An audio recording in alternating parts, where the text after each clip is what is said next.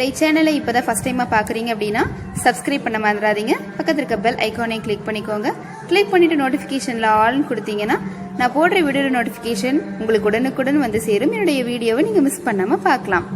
Hi hello friends, welcome back to my channel. எல்லோரும் எப்படி friends இருக்கீங்க? நல்லா இருக்கீங்கன்னு நினைக்கிறேன். சேஃபாக இருங்க. இன்றைக்கி நம்ம வீடியோவில் எதை பற்றி டிஸ்கஸ் பண்ண போகிறோம் அப்படின்னு பார்த்தீங்கன்னா, நம்ம பூச்செடிகளுக்கெல்லாம் ஒரு ஃப்ளாரிங் பூஸ்டர் தான் ஃப்ரெண்ட்ஸ் நான் ரெடி பண்ணி காமிக்க போகிறேன்.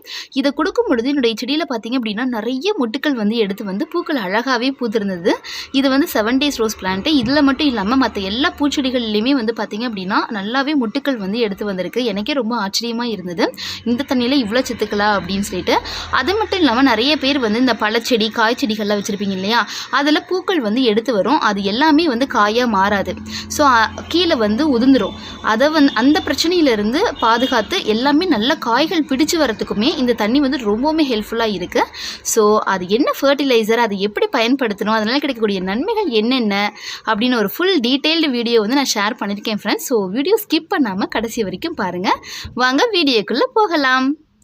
இந்த ஃபர்டிலைசரை மேக் பண்ணுறதுக்கு 2 முக்கியமான பொருள் நான் எடுத்திருக்கேன் ஃப்ரெண்ட்ஸ். ஒன்று பார்த்தீங்க அப்படின்னா தோசை மாவு தான். இன்னொன்று பார்த்தீங்க அப்படின்னா நாட்டு சக்கரை. ஸோ இது ரெண்டுமே நம்ம சேர்த்தி வச்சு தான் ஃபர்மெண்ட் பண்ணி தான் பயன்படுத்த போகிறோம்.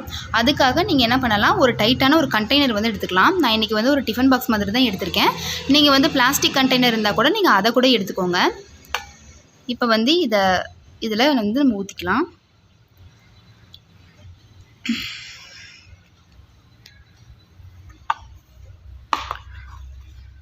இதில் இந்த நாட்டு சர்க்கரையை சேர்த்திடலாம். நாட்டு சர்க்கரையில் பார்த்தீங்க அப்படின்னா இதில் ஏகப்பட்ட மைக்ரோ நியூட்ரியன்ஸ் இருக்குது. ஸோ இது நல்லா ஃபர்மெண்ட் பண்ணி கொடுக்கும். நமக்கு நார்மலாகவே ஒரு நாள் அந்த மாதிரி வச்சுருந்தோம் அப்படின்னாவே தோசை மாவு கொஞ்சம் புளிச்சிரும் இல்லைங்களா. புளிச்சது அப்படின்னாவே அது எதனால் நடக்குது அப்படின்னு பார்த்தீங்கன்னா ஒரு குட் பாக்டீரியாஸ்னால தான் நடக்குது. பாக்டீரியா அப்படின்னாவே நமக்கு கெடுதல் தான் பண்ணும் அப்படின்னு நம்ம நினைக்க முடியாது. இது குட் பாக்டீரியாக்கள் மூலமாக தான் நம்மளுடைய மாவு நல்லா புளிக்குது. ஸோ இன்னும் இந்த நாட்டு சர்க்கரையை பயன்படுத்தும் பொழுது அதுவும் ஒரு 2-3 days நம்ம நல்லா சேர்த்து ஃபர்மெண்ட் பண்ணி வைக்கும் பொழுது பெஸ்ட்டான ரிசல்ட் இருக்கும். அதில் நிறைய மைக்ரோ நியூட்ரியன்ஸ் ஃபார்ம் ஆகும். சின்ன சின்ன உயிரினங்கள் அதில் தோன்றும். அது நன்மை தரக்கூடிய பாக்டீரியாவே நமக்கு இருக்கும். லாக்டோபேசிலஸ் அந்த மாதிரி இருக்கும். அதை நம்மளுடைய செடிகளுக்கு நம்ம பயன்படுத்தும் போது நல்லாவே பூக்கள் எடுத்து வருது. அந்த மண்ணும் பார்த்தீங்க அப்படின்னா நல்ல வளமான மண்ணாக மாறும். ஸோ எல்லா சத்துக்களும் இப்போ நீங்கள் ஏதாவது ஒரு ஃபர்டிலைசர் கொடுக்குறீங்க அப்படின்னா அதை வேர்கள் மூலமாக ஈஸியாக அப்சர்வ் பண்ண வைக்கிறதுக்குமே இந்த பாக்டீரியாக்கள் கண்டிப்பாக தேவை. ஸோ இதை நல்லா ஒரு நல்லா கலக்கி விட்டுட்டு மூடி போட்டு வச்சிடலாம். இந்த அளவுக்கு நல்லா கலக்கி விட்டுருங்க ஃப்ரெண்ட்ஸ். இது ஒரு 2 நாள் இல்லைனா ஒரு 3 நாள் நல்லா ஃபர்மெண்ட் ஆகட்டும். அப்படி இல்லை மினிமம் பார்த்தீங்கன்னா ஒரு 24 hours இது நல்லா பாருங்கள் ஃப்ரெண்ட்ஸ். இந்த அளவுக்கு நல்லா கலந்து விட்டுருங்க. கலந்து விட்டதுக்கப்புறமா நல்லா டைட்டாக மூடி வச்சுருங்க. ஒரு 1லேருந்து 2 நாள் நல்லா ஃபர்மெண்ட் ஆகிட்டு வரட்டும்.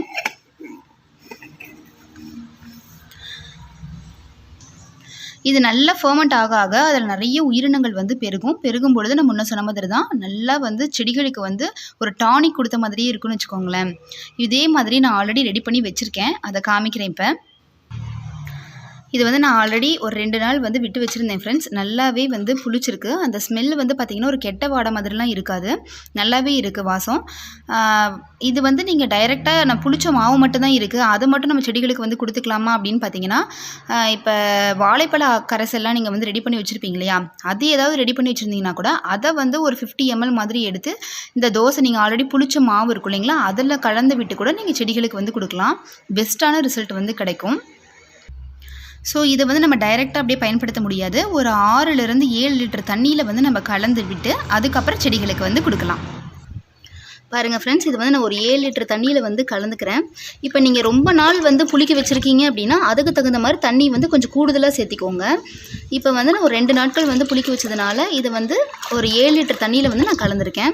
இப்போ இது என்னென்ன செடிகளுக்கெல்லாம் கொடுக்கலாம் அப்படின்னு பார்த்தீங்கன்னா, இன்டோர் பிளான்ஸுக்கும் கொடுக்கலாம், நீங்கள் அவுட்டோர் பிளான்ஸுக்கும் கொடுக்கலாம். வாரம் ஒரு முறை இந்த தண்ணி கொடுத்துட்டே வரும் பொழுது செடிகள் அவ்வளோ நன்மைகள் கொடுக்கக்கூடியதாக இருக்கும். பூச்செடிகளுக்கு மட்டும் இல்லாமல் இந்த பழச்செடிலாம் இருக்குது இல்லைங்களா, அவங்கெல்லாம் பார்த்திங்க அப்படின்னா ரொம்ப நாள் வச்சுருந்துருப்பீங்க, பூக்களும் பிடிக்காது, காய் வரவே வராது. ஸோ அந்த மாதிரி செடிகளுக்கெல்லாம் நீங்கள் கொடுக்கும் பொழுது நல்ல பெஸ்ட்டான ரிசல்ட் கிடைக்கும். கண்டிப்பாக பூ எடுத்து வரும். நீங்கள் வேணால் ட்ரை பண்ணி பாருங்கள் வீட்டில். இந்த தண்ணியை எந்த டைமில் கொடுக்கலாம் அப்படின்னு பார்த்தீங்கன்னா, ஏர்லி மார்னிங் கொடுங்க, அப்படி இல்லை லேட் ஈவினிங் கொடுங்க. நல்ல பெஸ்ட்டான ரிசல்ட் உங்கள் செடியில் கிடைக்கும்.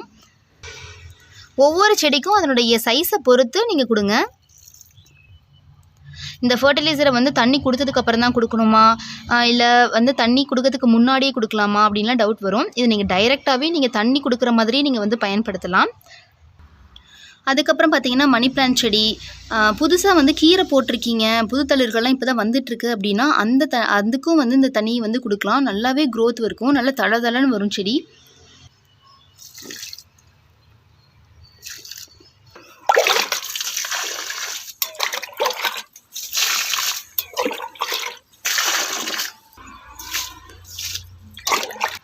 இந்த வெயில் சமயத்தில் இந்த மாதிரிலாம் நம்ம செடிகளுக்கு வாரம் ஒரு முறை கொடுத்துட்டு வரும்பொழுது நல்லாவே செடிகள் வந்து அந்த நுனியெல்லாம் கருக்குது இல்லைங்களா, அந்த பிரச்சனையிலேருந்து பாதுகாத்து செடியை நம்ம கொண்டு வர முடியும். ப்ளஸ் வந்து பார்த்திங்கன்னா பூக்களும் நல்லாவே அருமையாக எடுத்து வரும். ஸோ கண்டிப்பாக ட்ரை பண்ணி பாருங்கள். இந்த ஃபர்டிலைசர் வந்து ரொம்ப சிம்பிளாக மேக் பண்ணி செடிகளுக்கு கொடுத்துடலாம் ஃப்ரெண்ட்ஸ். பட் ரிசல்ட் வந்து பார்த்திங்கன்னா ரொம்ப அமேசிங்காக இருக்கும். ஸோ நீங்கள் ட்ரை பண்ணி பார்த்துட்டு எந்த அளவுக்கு உங்கள் செடிகளில் ரிசல்ட் இருந்தது அப்படின்றத கமெண்ட் செக்ஷனில் சொல்லுங்கள்.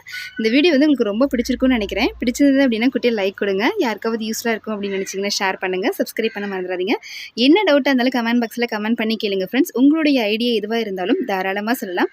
ஓகே ஃப்ரெண்ட்ஸ், நம்ம நெக்ஸ்ட் வீடியோவில் பார்க்கலாம். தேங்க்யூ.